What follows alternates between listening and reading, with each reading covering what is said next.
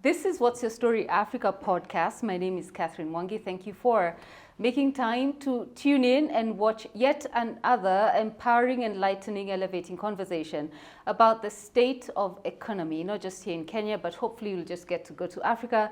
When I say that, you know, and if especially you're a keen follower of this podcast, you know who my guest is. He's not a stranger here. He's been with us in season 1, season 2, season 3. Why all this few times, actually? I think it should be more.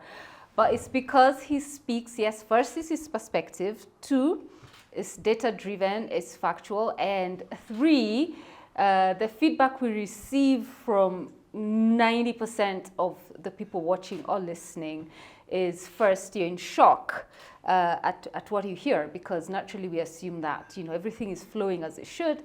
The second we receive is you imagine that he's not telling the truth, to which we said to you, then bring your own. And the third, most of you say, who is this guy? He should be right next to Kenya's president, you know, just advising him. He should be the CS for trade, the CS for agriculture, the CS for MSMEs. He should just be somewhere there. And we decided today that we're going to tell people, Mr. Anthony Mwangi, thank you, Catherine. HSC, that is Head of State Commendation. So y'all who think that he's just here, I don't know, bashing the state, you were actually HSC'd, I've used that as a verb, by our current President Ruto for your work and contribution in the areas of manufacturing, the manufacturing sector here in Kenya. So, and policy, yeah. Yes, as the former CEO of Kenya Association of Manufacturers. So today I just feel, and I know we are aligned on this, that we need to tell people a little bit more about who you are and your background, because you speak across different sectors and industries, and there could be the assumption that hizo ni stori za jaba. For those who do not know what that means, just Google Translate. Okay, so, but you're most welcome to our podcast. Thank you, Catherine, for having me. And for making time as well. Thank you. What are you going to shock us with today? No, I mean, it's just a conversation. Just my perspective. Okay. You know, and how to drive enterprise KE. Yes. I call it enterprise KE. I only focus on the economy. Okay. And you can relate that with when the former president of the United States, Bill Clinton, was campaigning in 1992. One of his strategists called James Carville said, "It's economy, stupid." Ooh, it's economy, stupid. Yes. Okay. And that was the only conversation we were having about that campaign, because the US was coming from devastating war in the Gulf, and the economy was battered. And he came and fixed the economy. And remember, it is at that regime of President Clinton that we got AGOA, the Africa Growth Opportunity Act. So Africa also benefited from that economy. Stupid. Okay, so we some of us, a few people watching, your peers, and those who followed your work, you know, as an industry giant, as an investor in different industries, we know your background. But to those who have questioned, who is this guy? Who is this guy? You mean you have such people in Kenya? So let's go through quickly, like some of the industries you've worked in, some of the companies that you've worked in, so that we close that question once and for all. And we can always refer people to, yeah, this is who he is, this is what he has done. So, yes. Thank you, Catherine. I saw some of the comments, you know, who is this guy? And, you know, I'm a village guy. You know. I came from the village, you know. I came to Nairobi when I came to the university, so I had never stepped to Nairobi. So that's a kind of fun fact, you know. Okay. But after college, I did a few things. Obviously, when you finish university and we're looking for jobs, my first job was sales, and on the streets. The streets of Nairobi. On the streets of Nairobi. I actually did hockey. You were right? a hawker. But not the hawker of, you know, dawa ya mende, you know. We were selling some things, some stuff, but we had ties. Okay. You know, so we go and say, hi, how are you? You know, I'm selling this today. It got to a point I wanted just to know how hard I was And of course, my friend said, Anton became a hawker. But I really wanted to know, why is it that the people who have no university degree were doing it without qualms, but someone with a degree, people are not lasting for 3 days? So I actually pushed and I wanted to do that and say, how hard I am, or how hard am I? I lost attitude after about 6 months as well, but it opened me to the world of how do you express yourself. And I know, from that time I knew, when you're selling a product and everybody sells, that's common, the standard. Yes. Everybody is a salesperson, because whatever you produce has to go to somebody. So first you sell yourself before you sell the product. And I think that was powerful. And that helped me to be able to now get into the corporate world of selling. And I used to say, you just need to invite me for an interview and I get the job. So I did satellite TV with the first people who came with, not came with first people to sell, Microsoft, what are they called? Multi-choice products, pay TV. Those days we were installing, 10-feet mesh dish. Some of them were motorized, or the company was working for building them. 8 feet, 6 feet. The technology, of course, changed quite drastically, from 10 feet to about 90 centimeters. From 10 feet to 90, the KU band. Then I moved from there. I went to office automation, and I did a lot of photocopier sales. And we were the ones actually who transitioned photocopiers from analog to digital. Okay.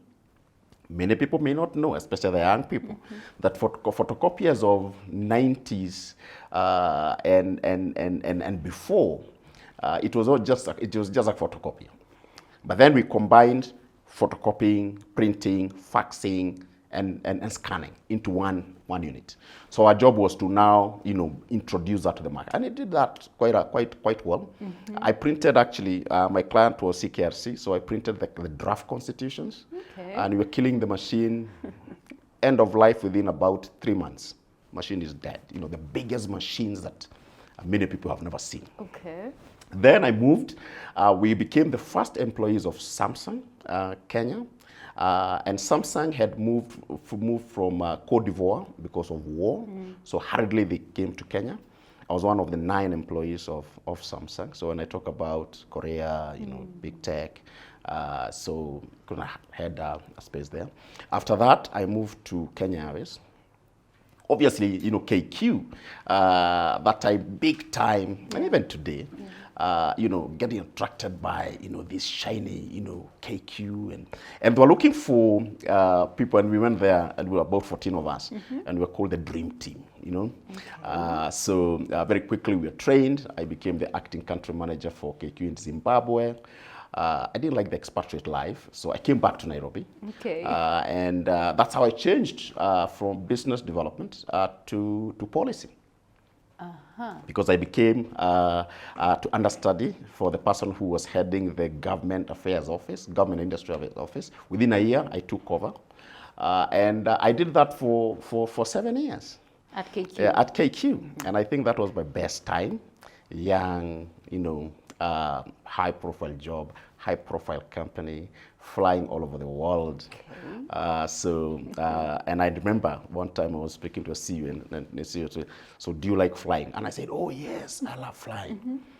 After 2 years, they asked me the same question. I said, "No, I don't like flying." What changed? Because sometimes you could do half the world in like a week or 2.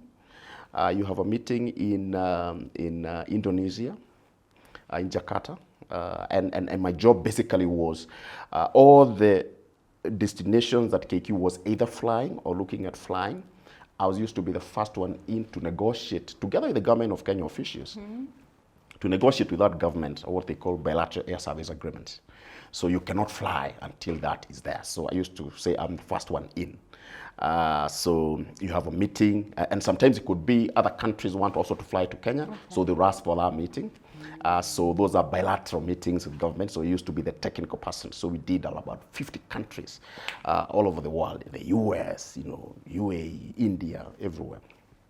So one time we have a meeting in Jakarta, and another one in Rio. So we're meeting the government of Indonesia, and in a week's time we're meeting the government in Brazil. So I have to fly, both destinations.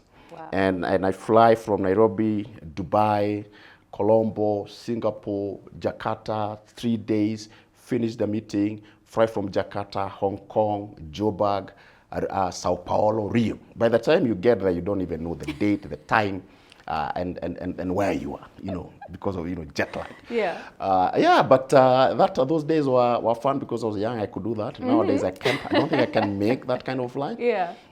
Then after 7 years, I thought, I think I've learned in this space what I needed to learn. And if you do something over 5 years, 6 years, 7 years, you're not learning anything new. So, and say if you're not growing, you're decaying. Yes. And I didn't want to go to operations or any other function. So I looked for opportunity, and I got one with IBM. IBM came calling. They're looking for head of policy, head of regulatory affairs and government for East Africa. At that time, IBM was investing heavily in East Africa. And I joined, and again, the same passion, because all along I kept on asking myself, what is it that how does my job translate to directly to the development of Enterprise KE, in Enterprise Kenya, right? So KQ used to say, how I contribute is when I open the door for the airline to go another destination or another airline to come, we are actually connecting Kenya and Africa to the world. Yes. And through that, we are growing. But of course, even at that time, you also look at the risks that were there. It is my responsibility when I'm sitting in a negotiating table to ensure that KQ gets the opportunity to fly, but also to minimize the threat. Because when you're flying, you're also inviting competition. Okay. So when you're negotiating with the United States will say, we negotiate, we don't negotiate, we just give you a document, our negotiation is based on open skies. But that time, we are not open for open skies. We don't even have an equipment to fly to the US, right? So you're looking at the situation, because the request could come from the other governments, or it could come from Kenya government. But this time, there are countries that want to come to Nairobi, and you can't compete on the same platform. You can imagine you're negotiating with UAE. UAE has Emirates, has Etihad, has Air Arabia, has Fly Dubai. Now, KQ is only one, or maybe another one. There's another one then. So if you don't negotiate well, you get overwhelmed, right? And you can be taken out of the market, right? Ethiopia is the same. Ethiopia, there are other things that will make KQ not be able to compete with Ethiopia, and many people don't understand that. Okay. Because other than being allowed to fly in, for instance, to Addis, you don't have a free hand to operate. Why? All the monies that you sell in Addis in Ethiopian birr, you're unable to get it out. So at one time, KQ has $10 million in birr, in local currency, right? Because they don't allow you to get the money out. So, but in Kenya, ET will fly, and they will sell the ticket today, and the money in the afternoon, the money is in Addis, in whatever currency. So that also creates uncompetitiveness on part of KQ. So you'll find that KQ is deploying a smaller body aircraft. And ET is flying very big, because there's no motivation to fly there, because how do you get your money out? It's like having a shop you're selling, but you're not, it's kind of giving tickets for free. So right? you can't get it out, why? Because of currency controls. Yeah? So you've sold in birr, you're not allowed to sell in dollars, first of all. Wow. You sell in local currency. But that local currency is not convertible, because there is currency controls in that country. And there are many countries like that. There are many countries where money for many business like AQ is stuck, because you can. Nigeria is one of them, Malawi is another one, Addis is another one, and especially in Africa. But in Kenya, you can sell your tickets in dollars. You sell your ticket in dollars or Kenya shillings. Even if you sell in Kenya shillings, you can convert anywhere. Yeah. This episode is in partnership with Novotel Nairobi Westlands. We, the ones who sound to be open and welcoming and warm and no regulations. I think it's just the structure of the economy, how you structure the economy. It works for us in some sectors, and in a big way, because that deliberalization of currency was a key thing that was done during President Moi's regime, because of SAPs or IMF's conditionalities. But there are still countries that control their currency, and also they suffer in other areas of competitiveness, But in this case, really we suffered. So, we always kept on looking. And that's why there are no international banks, in some of these countries like our neighbors, right? So then moved to big tech, that is IBM. Again, we did a lot of, things. At that time, it was quite interesting because it was when the regime of President Kibaki was coming to an end and ushering the new regime.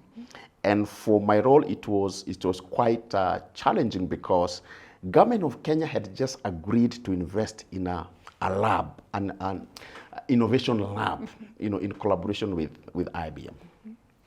And actually, they were paying quite an amount of money to maintain the lab as well. It was co-owned, and I was the one who was administering that contract. So the regime has changed.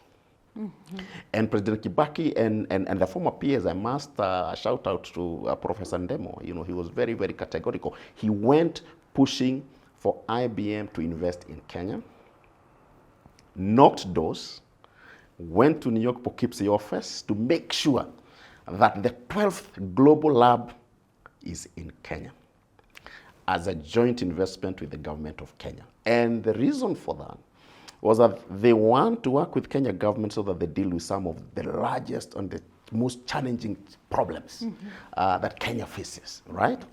Okay. Things like traffic, These are global phenomena and global challenges. And we did a lot of work. And one of them was we actually created a virtual city of Nairobi, okay? And you could see it on a big wall screen, how you can control traffic using technology. Because if you look at how we control traffic, so take Mombasa Road, for instance. So you have Kenyatta Avenue roundabout, you have University Way roundabout, you have Haile Selassie, you have Bunyala, you have Lusaka. All those stations have police officers, closing, opening, closing, opening, and sometimes not in a very good coordinated way. Remember, you're feeding Nyerere, you're feeding University Way, or defeeding Haile Selassie, on your way again to Gong Road. Bunyala, you have one that goes to Upper Hill. I don't know what that road is called. You're also going to industrial. So all these, their vehicles either feeding into the trunk, Mombasa Road, or defeating. So how do you make sense of all this without visualizing it on a wall? Yeah. So we created that wall. And how do you know there are vehicles that are in that? And the front signal became the one that shows that either a vehicle has two phones, because you can say it has either 2 or 3 or 4 phones, or a vehicle has 12 or 13 signals, because you can tell the signal. Yeah. So you know whether it's a minibus, it's a bus, it's a lorry. And you'll be able to see from a big wall how at the touch of the button you can very dynamically and robustly control traffic with artificial intelligence, with visualization, with virtualization of the city. Unfortunately, when you present some of these solutions to government, despite government being an investor in that lab, people want, procurement, to buy. They say, this system is there. you can use it for free. Use it for free because you're an investor in the lab. You're paying the bills. So we have created this. We went to something else. And, just to mention, so the government comes in. New government comes in, and you try to convince the new administration that actually government is investing in this. Yes. And you're under obligation, because the contract was already signed. And saying, when they go to the lab, they see guys in lab coats and the labs that we know is people with test tubes and lab coats and, and big goggles. Mm-hmm. But here you find young 23-year-olds, 25-year-olds, Kenyans, PhD students from Stanford, and in shorts. And you're wondering now, what are we paying for here? And in fact, you're supposed to pick some of the brightest and the most qualified IT guys from the Kenya government to work alongside these scientists who are global. And you'll be surprised there are Kenyans who are very, very innovative. Yes. And we started looking at, okay, so what can we do so that at least they see these guys are not just in shorts, and speaking, Mwangi English. This actually there is value. And I remember one of the policy that we pushed for through government, and that kind of almost worked. We went to government and said, you're spending a lot of money having little computer systems, every ministry, every department, every agency, and we will create for you what we call ICT enterprise architecture for government, so that you consolidate your spend. You have bigger and seamless systems, all right? Mm-hmm. Take an example, integrated population registration systems, what they call IPRS. So if you go to deaths and, death and births and deaths, there is a database there.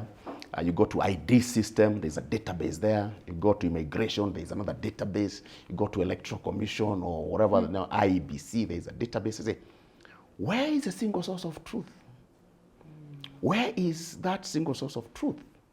Why don't we help you to create a database that you cannot interfere with? Once you put it in data and curated, you cannot cure that. You cannot interfere with that because there's a lot of interference of data.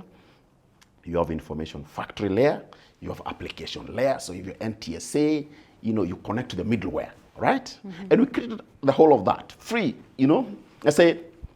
And at that time, I think the government, actually the president gave an executive order to consolidate the ICT spend under ICT authority.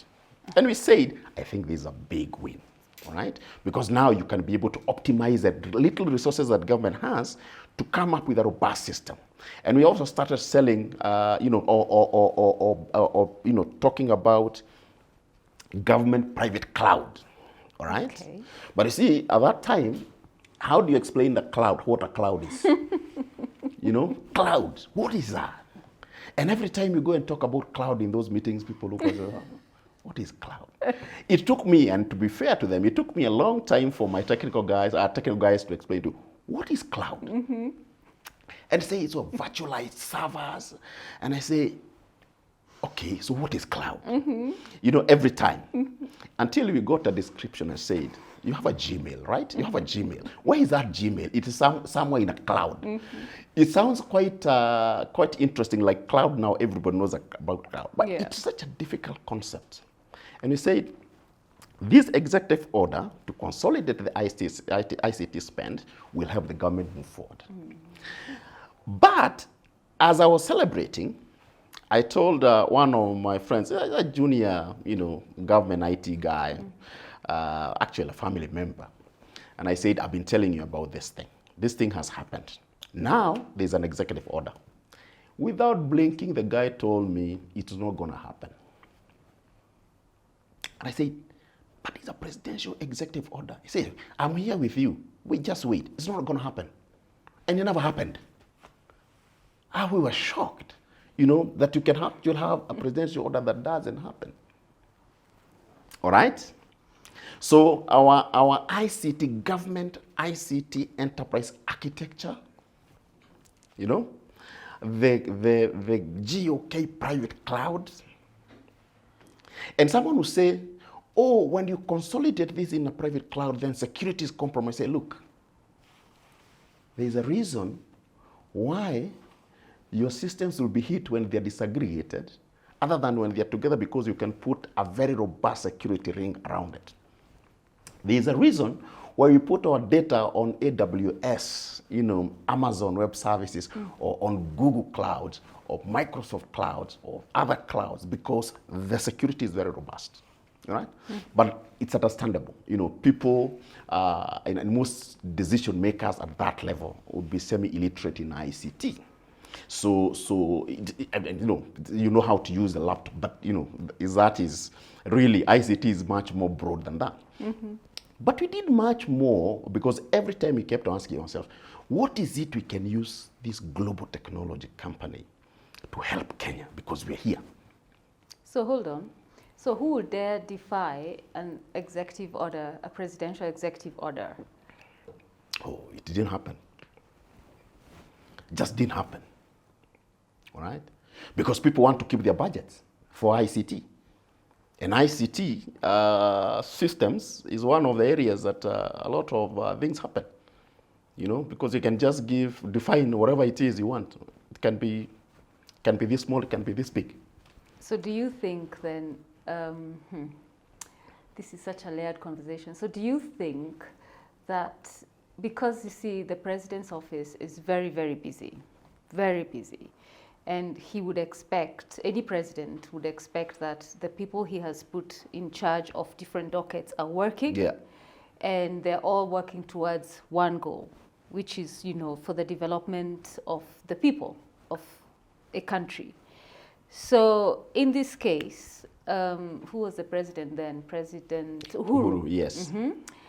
He says, yes, let this happen. This is an EU. Yeah, I've seen the sense. You know, this is this is the way to go, and let it happen, because anyway, we are not even spending per se. IBM is taking care of that. Why would somebody sit and decide, no, you don't know what you're doing? You and your executive orders, you don't know what you're saying. So budgeting in government is key. Okay. Whoever holds the purse has power. All right?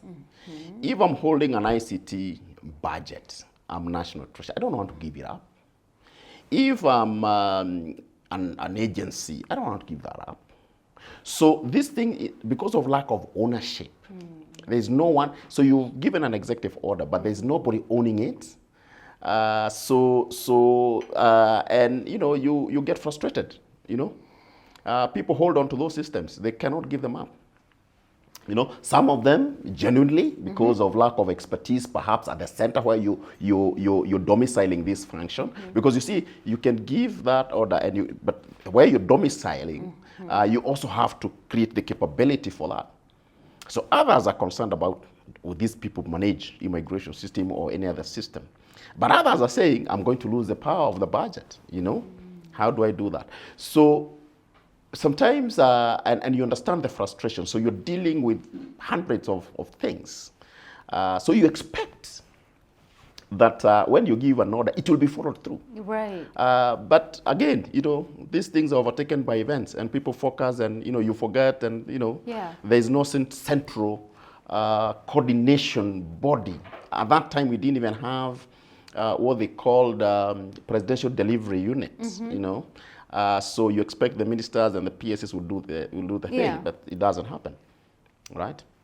And you can see even now, there are so many things that the president pronounces himself, but then they take, you know. Just fall by the wayside. So implementation is actually very difficult. You have to have very serious, you know, frameworks and follow-up and ownership, you know, for those things to happen. Because some of them, you know, distributing small budget in small ICT systems all over the place, you don't get value for money. Because what sometimes we don't look at, and we struggle to look at, it is input, output, outcomes. So we focus more on inputs. We have put a budget on education, on health. But are we measuring the outcomes or outputs? Right. So it's actually now where we are. It's outputs to outcomes. I mean, maybe we'll look at that we'll much later. Yeah. Yeah. So laptop for children. You remember that pronouncement? Nulink is a renewable energy products company with 20 years of experience in the renewable energy industry. Nulink designs and builds its own products and also works with partners to build complete solutions. Nulink covers a wide range of products including solar panels, inverters, battery packs, storage cabinets, charging piles, EV chargers, diesel generators and UPS. Nulink focuses on the R&D and production of new energy products. By providing customers with leading safe and efficient energy storage solutions, Nulink accelerates the process of energy reform and helps more people realize economic and social value. Nulink's mission is to provide sustainable energy for the future through innovative storage solutions. For more details, please contact Chris at nulinkhk.com. Yes. So the government says, we are going to give everybody a laptop. Yeah. And we see, and I know I struggle to convince my guys just to look at it and say, how can we help the government to implement this? Yeah. How can we be useful using the resources that we have? We are an IT company. This is a kind of an IT project. It's going to be transformative, but how do you implement it and it becomes successful? Because we are quasi-government, because government puts in money here. How can we be helpful? So my frustration or the frustration of the team, the technical teams, was that, look, we have been doing all these things for government, nothing is being implemented. Why bother? Why do we bother? But they said, no, let's try one more.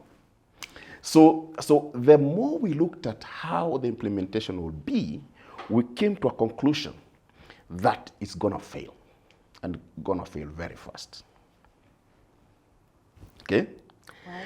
And we looked at it and we looked at several parameters, but we said, let us just look at logistics, right? Logistics of deploying this. And we mapped out, there are 22,000 primary schools in Kenya, public primary schools. That time. I don't think that we have done more, right? Okay. I don't think we have done more. So we said, if all the kids are going to get, even if it is only one laptop per school, there are going to be 22,000 laptops. Assume every school has 100 kids. And that is just maybe class 1, or maybe give them class 3. If you do 100 from class 1 to class 8, then you're talking about 800. But you just take 100, multiply by 22,000 schools, you're talking about almost 2.2 million. You said, okay, that's a good number. Let us simulate how this is going to be distributed. And there are two things you must consider for the logistics. So you have imported them from China. I hope we make it them here, but anyhow, this is a project that has to be implemented pronto. So bring the staff from wherever, China, in hundreds of containers. Okay? It's easy. You put them in a ship, bring them to Mombasa, in a warehouse, it's easy. Call the schools or call the counties to pick trucks from Mombasa to Nairobi or railway, it's easy. But at the point of reaching the 22,000 schools, challenges start coming in. Some of them will go by bus, others by donkey carts, boarders, until you get to, in Kakuma. How do you take that to Kakuma? All right? How do you take that to West Pokot? Where there are even, challenges of security. Yes. Where do you take that to the school I went to, where you have to trek like 8 kilometers from the main road? So, and because we said, these laptops have warranties, all right?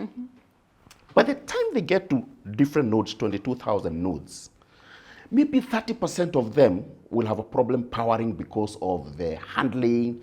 First of all, do we have people who have been trained to power them or to even make sense of what a laptop is in the 22,000 locations? Zero, all right? So we looked at the laptop and we looked at it has 38 parts, warrantable parts. This is warrant by this one, by this one. So if 30% of these laptops need to come back to a central place in a county, in a sub-county, in the national. How do you do backward logistics? And they said, by the time you finish distributing these laptops, half of them will be dead, right? And maybe half of them will have been stolen. You know? So we actually went and created a very nice deck.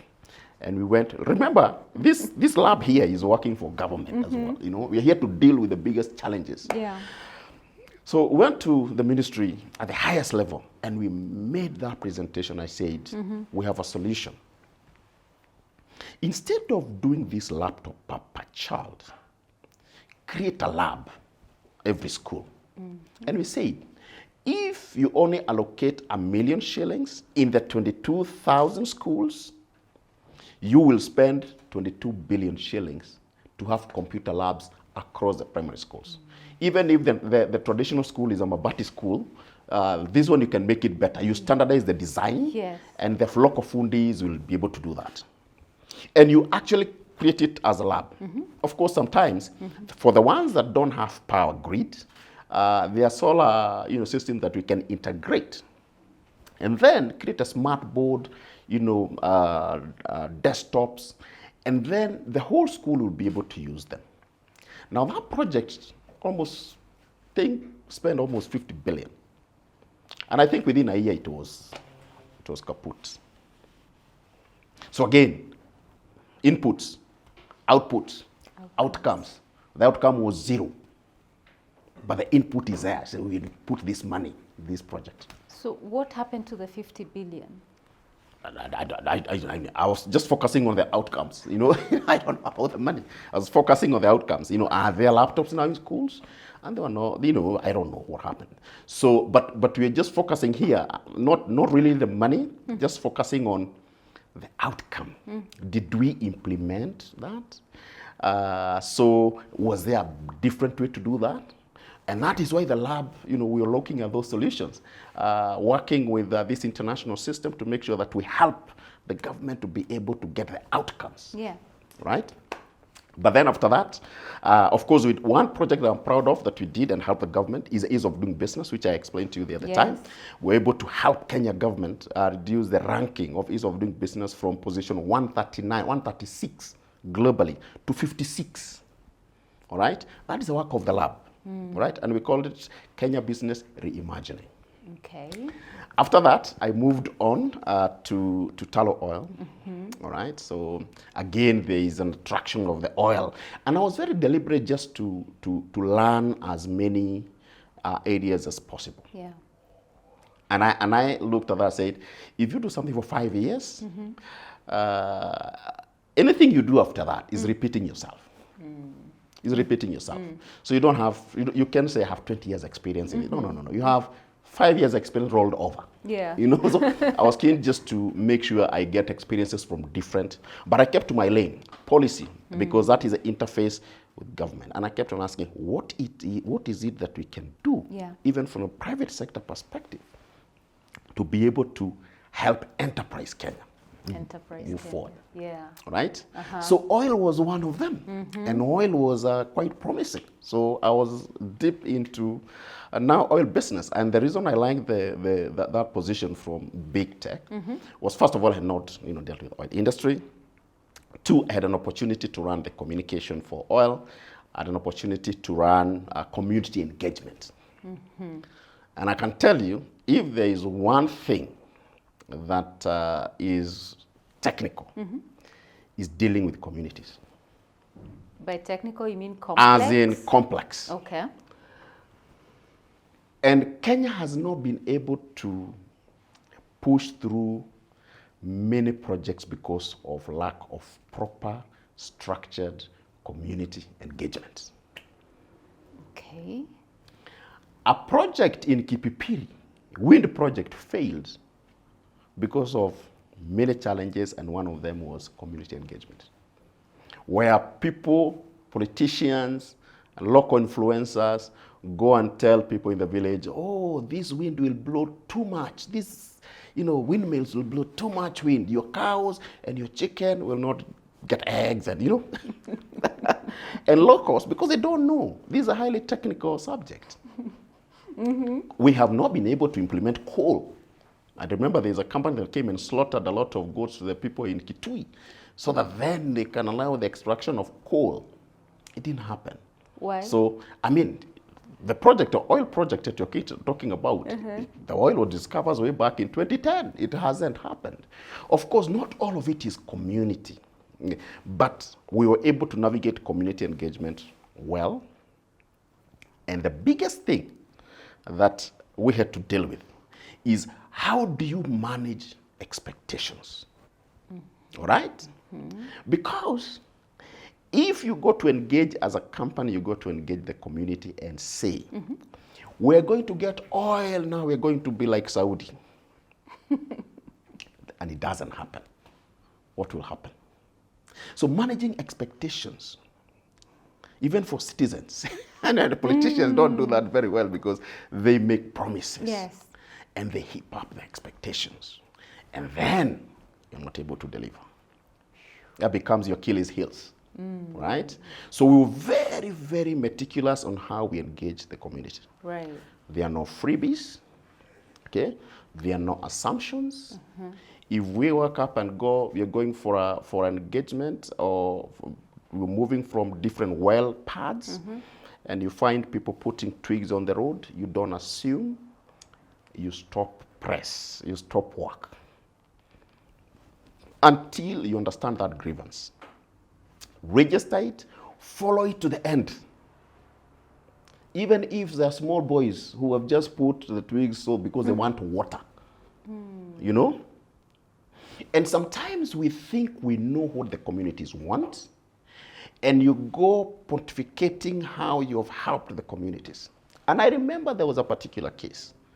So we go for this engagement with the community, and I'm there with the data, you know, usual data that I like. And I say, you know, we have done for you 700 kilometers of paved roads, all-weather roads. and they're looking at you, and you think you're smart. They're looking at you, and there is one particular elder who is not even facing where you are. So you're dressing people facing this way. They're facing the other side, right? They're just listening. And then we said, we have done balls.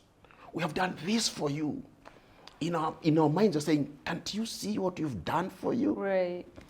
Then the question came, because now we are negotiating to access another well pad because we are doing the exploration, right? So we are convincing them, look at what you've done. Give us another, allow us to do another. Well pad. Because government of Kenya does not give you anything. They give you a regulatory approval to operate. But when you go to the communities, you need the social license to operate. That is the biggest to get. Okay. Guys in Nairobi, you know, they'll be blaming you the way community is blaming you.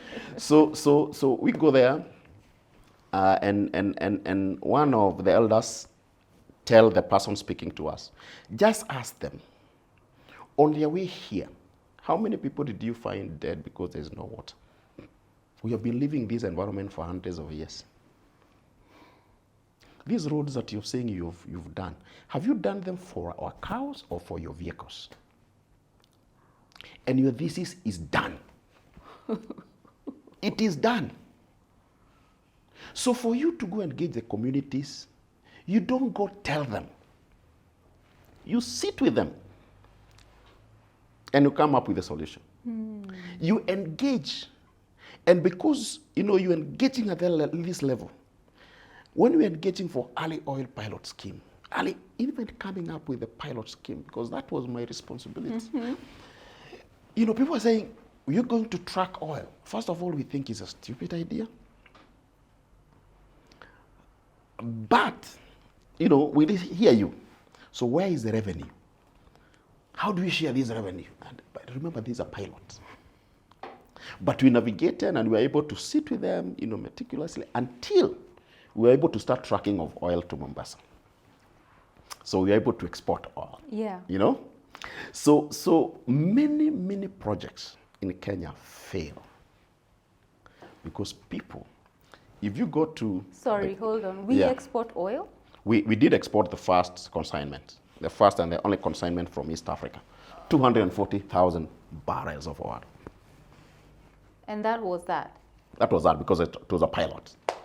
And to date? Today we still have hundreds of thousands of crude oil sitting in Turkana. So that was the only export? Yeah. Ever? Yeah. And the oil is just sitting, why? Because there's a lot of work that needs to be done. A lot of work that needs to be done.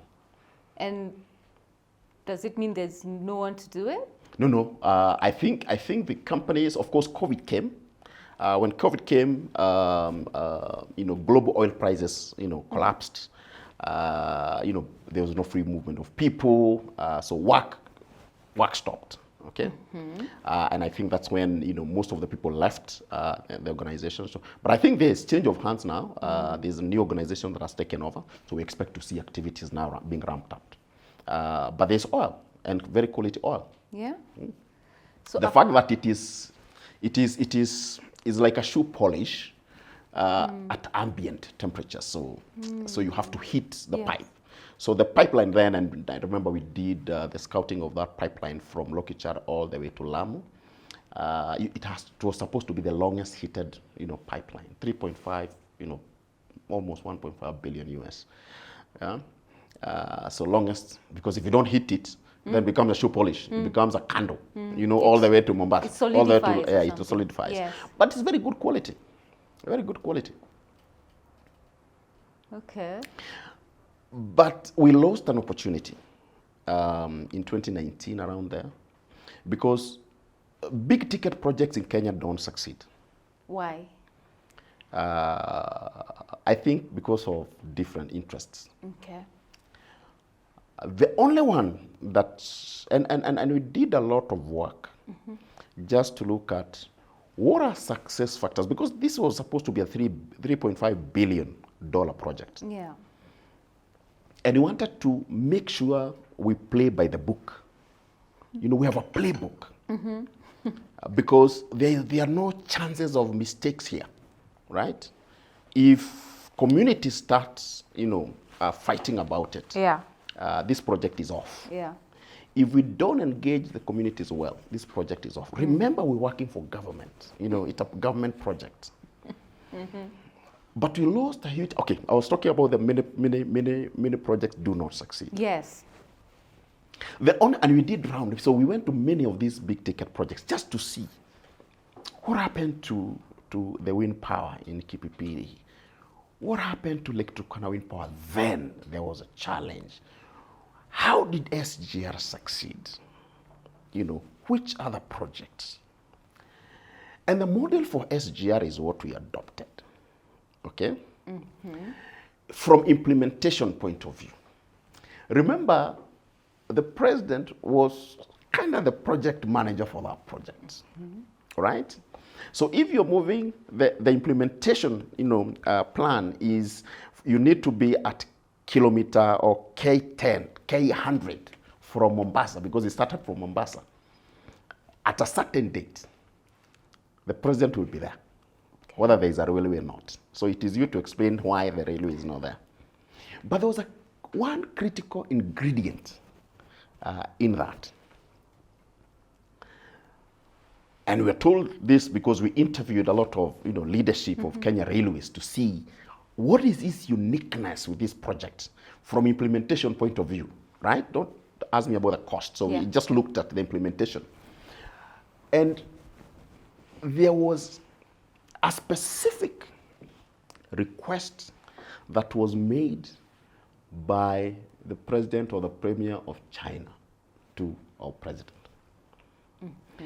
that allow the contractor, the Chinese contractor, to file an independent progress report with you directly. So you have two lines of reporting. Ministries are reporting, but the Chinese contractor is reporting to the president.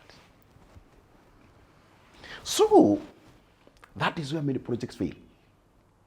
Because what you're getting the reports from the bureaucracy is what you want to hear. But what the contractor was reporting was the exact challenges, the exact point where they are. If the president did not get involved in the project from the front line, it would not have happened. And that explains why not many projects have succeeded if the person driving it has to be the president. How many projects can one person, drive directly? Yeah. And that was one of the key recommendations that we gave to say, Your Excellency, if this project is to move forward, Yeah. we need your direct involvement. Of course, the bureaucracy will not want that to happen. And that is how it delayed because of agreements. The agreements that you need to put take years, host government agreement. How do we put an agreement to make sure that tomorrow another government will not come and nationalize? Right? How do we do a transportation agreement? How do we do a shareholding agreement? These are templates that oil people have been doing oil for hundreds of years. Yeah. So the templates are there. They're there. But it gets frustrated in the bureaucracy. So COVID caught us not being able to start the project because of bureaucracy. And it went up in smoke. Went up in smoke. So you know what you're going to do? We'll close this segment. I know there's lots more to your experience that we'll share in the next segment. So thank you for watching this one. Wow, I just thought we'd be talking about, but you have just released some mind-boggling things. But we'll come to that in segment 2 of What's Your Story Africa podcast with Anthony Mwangi, who is, his heart is into enterprise KE. You have heard him say that, and he's an industry giant. We'll come back to his experience as the former CEO of Kenya Association of Manufacturers, what he's doing now, as we build up into what are the solutions that he can give, his perspective on what we can do. So see you then.